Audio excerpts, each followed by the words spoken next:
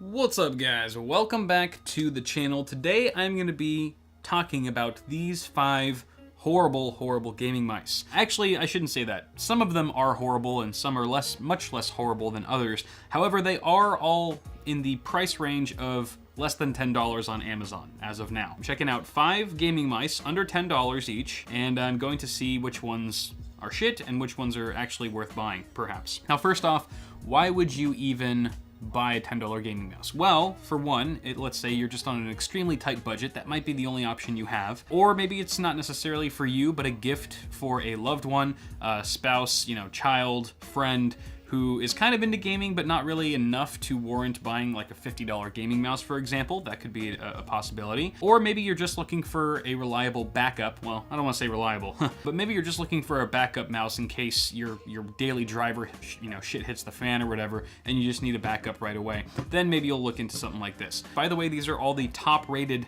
some of the top-rated user-reviewed mice on Amazon, so that's why I picked them. And I've already arranged them here in front of me from my least favorite mouse on your right to my most favorite mouse. And I'm going to be going down the line from worst to best, explaining what works for me and what doesn't. So on that note, why don't we go ahead and take a look at our first contender here, which is the Bengoo. These all have funky names because they're all, Chinese OEM knockoff brands or whatever, and a lot of them are using the same parts and whatnot. But this is Bengoo, and you can always tell it's Chinese OEM crap because it's got like 3 different names. It's got like GameStart, Hemzone, and then the product page on Amazon says Bengoo, so who knows what it's really called. Honestly, the comfort level is fairly good. I like the shape, I like the feel when I put my hand on the mouse.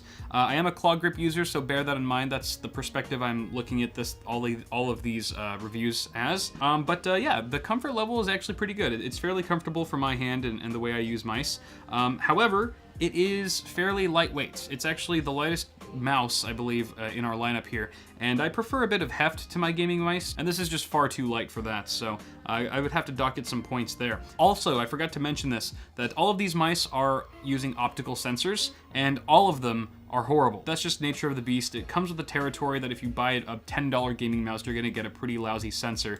So just for the sake of argument, assume that all of these sensors are the equal amount of suck. Now, my biggest gripe with this mouse is that the buttons are all super hypersensitive. First of all, they're springy, especially the front and back buttons. They are incredibly springy and not very tactile at all. They're rather mushy. Aside from that, the buttons are just really easily pressed, and I experienced a lot of misclicks when I was trying to game with this thing. Just, from moving really fast, I would turn really fast in game and then accidentally hit the side button. It's also fairly cheap. I would say this has the worst build quality out of all 5 of the mice here. Not just in terms of just how light it is, but also the scroll wheel seems really kind of wonky, and the DPI buttons in particular. Like, listen to this. Is there even anything in this mouse? It's just completely hollow. It's just like hollow plastic clicking. Yeah, so it doesn't sound very good, not very satisfying to click, too sensitive on the buttons pretty much everywhere. However, it's comfortable. That's the one redeeming quality. However, I still would not recommend it, even for $10. Let's move on to the next mouse. This one is a Funta. And again, there's like 30 names on here. It also says Zelotes. I think it's just a much wider profile, so it fits your hand a lot differently. It's kind of hard to compare to the Bengoo. However, it is very comfortable. I do like it. There are some gripes though that I have. The side here, the pinky grip is very slippery on this outer side of the mouse. My pinky just kind of tends to slide around on that area, and it's not the best. I wish there was a bit more grip there. And while there is some grip for your thumb, it's kind of got this recessed, these little grooves, and the grooves kind of, I don't know, they kind of like sink into my thumb after a while. They don't feel as comfortable after prolonged periods of time. So I'm not a huge fan of that. The build quality is better than the Bengoo. However, it's still lacking in the buttons. All these side buttons are springy here. The left and right mouse buttons are pretty solid. Just kind of like the nice level of tightness that I like. And also the scroll wheel is much better than the Bengoo. And the scroll click requires a bit of actuation force to actually click in the scroll wheel. I wish it was a bit easier. It does have a DPI button for up to 5500 DPI, which is nice. It's also got a braided cable, a braided USB cable. Actually, all these mice have braided USB cables, surprisingly, except for this one, which is a USB, but it's got kind of a rubber rubber material, and I'll get into that later. So my main gripes with this mouse is that I'm not a fan of the pinky grip that's super slippery on the outside here.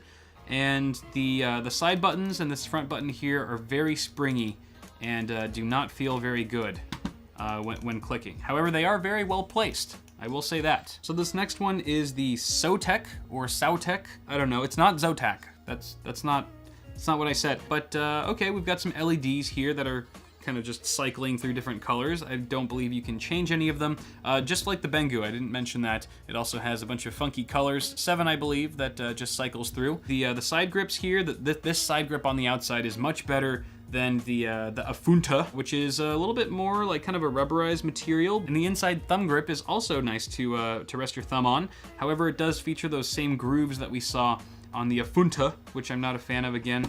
The buttons are relatively tactile. The scroll wheel, so far this is the best scroll wheel that we've seen. And DPI button is firm, but has a nice click to it. And the issue that I'm having right now is the front and back buttons. The back button is very accessible, but the front one is a little bit out of reach for me. I wish both of these buttons were just moved back, you know, a smidge, a couple centimeters maybe, and that would have been perfect. And I was having some issues with this mouse. Anytime I'd plug it into my to Hotline over here, the system would just blue screen. It just crashed instantly. I finally got it to work by just rebooting and, you know, rolled the dice by sticking this mouse in again, and somehow it didn't crash that time, so I was able to test it out more thoroughly. Also, even though the scroll wheel feels great, in practice, it actually sucks when you're scrolling, you know, through web pages and whatnot. The speed of the scrolling fluctuates like crazy. You'll be going, scrolling a mile a minute, and then all of a sudden you'll just like, it'll get stuck, if you will, and you'll just have to keep scrolling until it,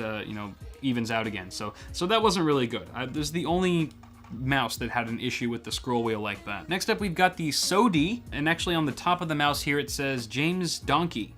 I don't know. But you can see it's got some nice orange LED accents that are very subtle. It's got a subtle glow on the back end, as well as kind of peeking through the DPI button in the middle, you know, at the same time. It looks really kind of a classy mouse, actually. For $10, I would say this probably has the highest build quality so far. The actual comfort level is pretty good, and actually I love the weight. I love the weight. It's got some nice heft to it, and it's got these grips on the side that are kind of a gel material, and they're really, like, I don't want to say sticky, but they're really grippy, and I'm not used to feeling this kind of material on mice. However, it actually feels pretty nice. I wouldn't mind using this mouse, just for things. The scroll wheel is also very sturdy. It's not wobbly at all. It's got a nice firm click, and left and right buttons are fairly tight. The side buttons are probably my one complaint here. They're a bit springy, and this does go up to 2000 DPI. I wish it went a little bit more than that. It's also got an on-off switch on the bottom here. Oh, that's just for the LEDs. And again, this is the one mouse that doesn't have a braided cable. Instead, it uses this rubber cable, and it's very strange. I don't know why they used rubber. Maybe it's just to go with the style. However, I think rubber for a cable is not the best because it gets snagged on things easily. There's quite a bit of friction. I'm not a huge fan of that. But overall, this is a very comfortable mouse, and if it wasn't for the crappy sensor, I'd probably even pay more than $10 for it. So that's gonna bring us to our last and my favorite mouse personally, which is the TechNet Raptor. And this mouse looks very similar to the Cooler Master Sentinel. If you remember the CM Storm Sentinel, it looks very similar to that. I'm curious to know if they've got, this working with the same OEM at some point. However, it is different, and it's super comfortable. It is my favorite mouse in terms of comfort level, just because it matches the shape of my hand very naturally. But what really impressed me with this mouse are the switches. The switches for the left and right buttons are incredibly tight, and they feel really good to click. You wouldn't even think that this is a $10 mouse. Also, the front and back buttons, while they're not as high quality, I would say, as the James Donkey over here, they do not feel springy at all. They are simply like, you go less than a millimeter and it's just a click. There's no spring action whatsoever. It's just no bullshit. You press it and it clicks. It's a very satisfying click. Again, they're plastic switches and they're a little bit on the cheaper side. However, it still feels really good and tight. That's what she said. You got a DPI button. I believe this goes up to 2000 DPI as well, just like the Sodi. And again, 6 buttons. It's got blue LEDs all around on the scroll wheel as well as the body, kind of on 3 different areas there. And the scroll wheel is actually fairly nice as well. It's got some loose scrolling action. It's not too rigid, and the scrolling button itself, the scroll click, feels just right. And it does have a little bit of texture on the sides here. So where your ring finger or pinky would go on the outside, and where your thumb goes, it's still really smooth plastic, and I would have liked a little bit, like just a bit of grip material. However, they've just got a little bit of etching to create just ever so slightly a sensation of grip. However, it is definitely notably more slippery than the SODI with its gel grips. And it's got a black braided cable, very classic. And overall, super comfortable mouse. Switches are good, everything's good, everything checks out. So for 10 bucks, yes, I would recommend this mouse. I would even recommend the SODI. I would recommend the James Donkey any day of the week. But if I had to choose, I would probably go with the TechNet Raptor. This is by far the best $10 gaming mouse I have ever had the privilege of using. If you guys are interested at all in any of these gaming mice, go ahead and check the description below. I've got links all there. However, be warned, if you pick up any of these 3 mice over here, I am not liable or responsible for any kind of pain that they may cause. I would recommend the James Donkey. Hop on the James Donkey, yo. This mouse kicks ass for 10 bucks as well. So either of these 2 mice, I'm sure that you would be satisfied for spending $10 with. I think you know, they're very much worth the money. So that's pretty much gonna do it for now, guys. Hopefully you found this video a bit interesting. I know there isn't too much information out there on $10 gaming mice these days, but if you enjoyed the video, be sure to toss me a like, subscribe to the channel for more tech stuff coming at you really soon, and I will see you all in the next video.